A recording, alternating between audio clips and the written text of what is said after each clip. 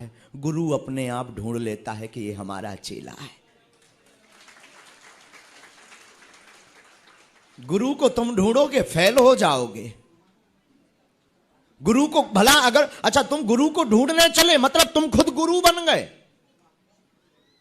तुम देख रहे हो कि ये लायक है हमारे, मतलब तुम गुरु से ऊपर पहले ही हो गए। अब क्या खाक कल्याण होगा? क्या खाक भला होगा? क्या खाक चमत्कार होगा? क्या खाक जीवन में आनंद आएगा? क्या खाक तुम्हारे जीवन में बदलाव आएगा? बदलाव तब आएगा जब तुम अपने अंदर सच्ची श्रद्धा प्रकट कर लोगे। एक महापुरुष की घटना हमें बार बार झंझोर देती है। बुंदेलखंड में एक स्थान है बागेश्वर धाम। बागेश्वर धाम के एक सिद्ध संत हुए।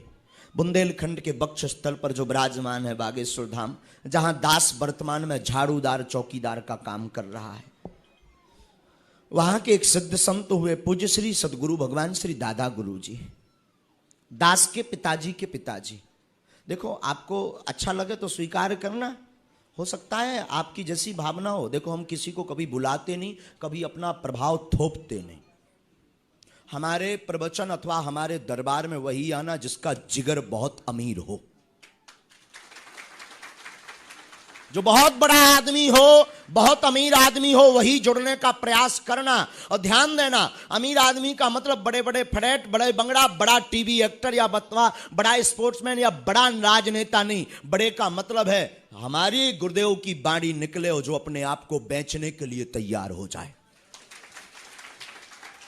वही जुड़ना। और हमारे प्रवचनों को भी वही जीवन में उतारना, जो एक और गंभीरता से उतारना। यहां तो हम बचा लेंगे, बाहर तो मैं लठ खाने से कोई नहीं बचा पाएगा, इसलिए बड़ी गंभीरता से उतारना। तो दादा गुरुजी का एक वाकया है। एक बार दादा गुरुजी को 2-3 संतों के साथ चले जा रहे थे। संत भी आसपास के थे। दादा गुरुजी तो भगवत प्राप्त महापुरुष थे। हमने ऐसा सुना है अनेक संतों के मुख से कि पूज्य दादा गुरुजी को 2 बार हनुमान जी महाराज का साक्षात्कार हुआ। ऐसे पूज्य दादा गुरुजी 2010 तक ये दास उनकी शरण में रहा। अहो भाग्य, कभी टीवी के सामने नहीं आए वो, कभी फोटो नहीं उन्होंने खिंचवाई, अपने आप को छिपाए रखे। जो सच्चा आदमी होता है वो सिर्फ छिपाए रखता है, हमारे जैसा झूठा आदमी प्रचार के चक्कर में फंसता है। वो बड़े सिद्ध महापुरुष थे, उनके चरणों में हम रहे तो वो जा रहे थे। एक सांप यानी नाग, एक नाग चला जा रहा था। पूज्य दादा गुरुजी का वाकया कोई हमें बता रहा था, भगवान जाने सत्य है कि नहीं, पर सत्य नहीं होता तो शायद हम बोल नहीं पाते। नाग को एक जो परिकर था उसको कहा दादा गुरुजी ने, इसको फेंको एक तरफ। नाग को पकड़ करके फेंकने का दुस्साहस भला किस में है? सांप को हाथ से पकड़ने का इतना बड़ा दुस्साहस भला किस में है?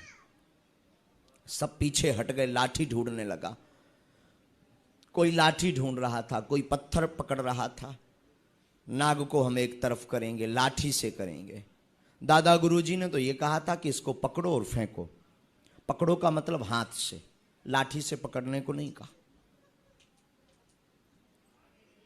एक उनका चेला था, शायद पन्ना जिला के चौमुखनाथ का था। पन्ना जिला में गंज सलेहा के पास एक चौमुखनाथ धाम है, जहां शंकर जी के 4 मुख हैं। खबर नहीं, शायद वो सेन था, वो उनके साथ था। कहते हैं कि वो सांप, वो नाग, उस नाग को पकड़ करके उस सेन ने फेंक दिया।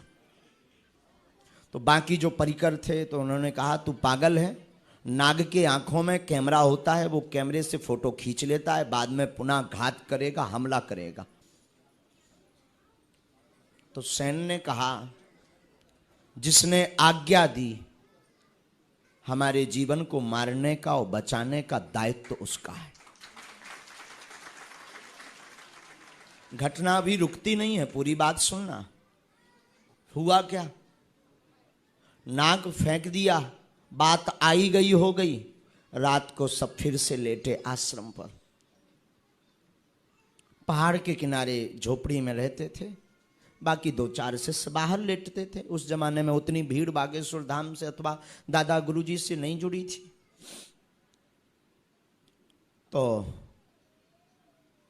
नाग की वास्तविकता यह है कि नाग का कोई अपराध कर दे तो वो ऐसी घ्राण क्रिया द्वारा उसी व्यक्ति के पास पहुंचता है जिसने अपराध किया हो। तो रात को जो 4 शिष्य लेटे थे उनमें वो सैन शिष्य भी लेटा हुआ था, और रात्रि काल में उस कोबरा नाग ने आकर के सैन को काट लिया। भयंकर नीला जहर कोबरा, ब्लैक कोबरा था, काट लिया। शोर शराबा शुरू हुआ, हल्ला मचना प्रारंभ हुआ। लालटेन का जमाना था, लालटेन जला करके देखी तो एक सांप भागते हुए चला जा रहा था। अब तो बाकी शिष्य रोने लगे, बचना मुश्किल है, चलो चलो ले चलो, झाड़ा लगवाओ, किसी से मंत्र लगवाओ, दवाई को ले चलो, कोई दवाई दे दे, मर जाएगा। देखते देखते उसका हाथ नीला पड़ गया, मुंह में फंसूकर आने लगा, आंखें उसकी रक्त रंजित हो गईं, लाल हो गईं। रात को ही सभी शिष्यों ने दादा गुरु को जगाया। नाग ने काट लिया सैन को। दादा गुरुजी मुस्कुरा करके कहते हैं कोई बात नहीं, सो जाओ तुम सब। एक झल्लाया शिष्य, वह झल्लाया, तुम्हें शर्म नहीं आती है? कैसे गुरु हो? वो मरता रखा है, तुम कह रहे सो जाओ। अरे अस्पताल ले चलो, कोई मंत्र जानते हो तो झाड़ा लगाओ। बड़े सिद्ध बने फिरते थे, हनुमान जी का बड़ा नाम लेते हो, लंबा सा तिलक लगाते हो, तुम अपने आप में तो घोषणा कर देते हो। बड़े बड़े लोगों को चुटकी बजा करके ठीक कर देते हैं, पहले उसे ठीक करो, बाद में सो। दादा गुरुजी कहते हैं चुप हो जाओ, सो जाओ। अब तो और बौखला गया, पागल हो, ज्ञान तो तुम्हें है नहीं, मूर्खता भरी है।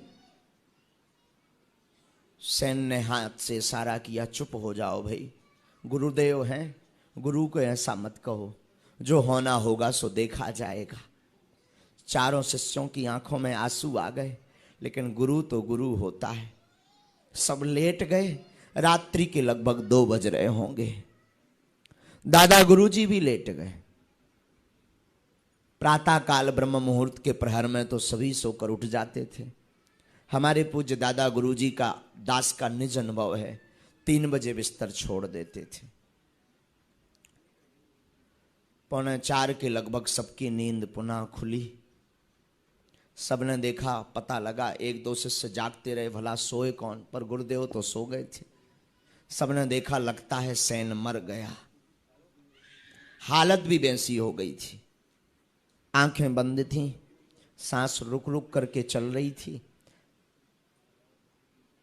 सबने जगाया, बड़ी देर बाद वो जागा।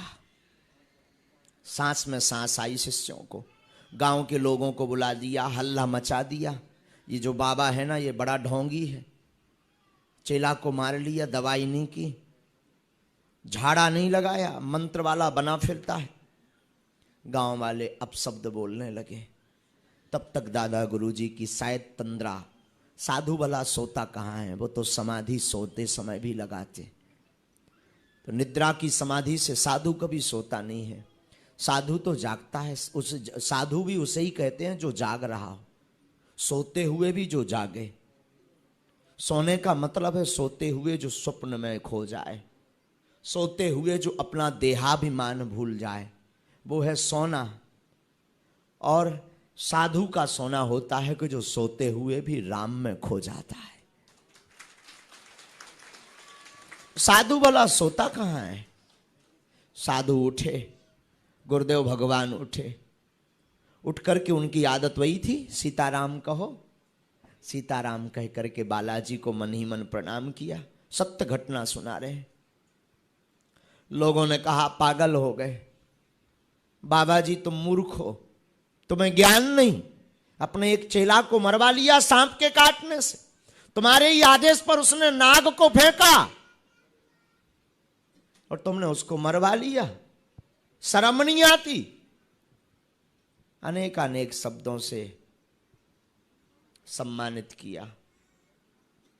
दादा गुरु ने कहा जगाओ तो, हद तो तब हो गई। सैन सो करके उठ बैठा और तत्क्षण लोटा लेकर के नहा कर आ गया। बात यहीं खत्म नहीं होती है। जब गुरुदेव की सेवा करने के लिए गांव के लोगों ने कहा चलो बच गया बच गया, ये तो पागल है, भगवान ने बचा लिया, साधु तो पागल है, लेकिन जब एक शिष्य ने गुरुदेव के हाथ की तरफ देखा तो पूरा हाथ नीला पड़ा था। पूरे हाथ में नीलाहट आ गई थी और गुरुदेव मुस्कुराते हुए कहे कहो सैन कैसा लग रहा? सैन मुस्कुरा करके कहता है कि जीवन में मैं आज तक ऐसा नहीं सोया, न जाने मुझे कौन अपनी गोद में उठा करके न जाने कहां कहां की यात्रा करवा रहा।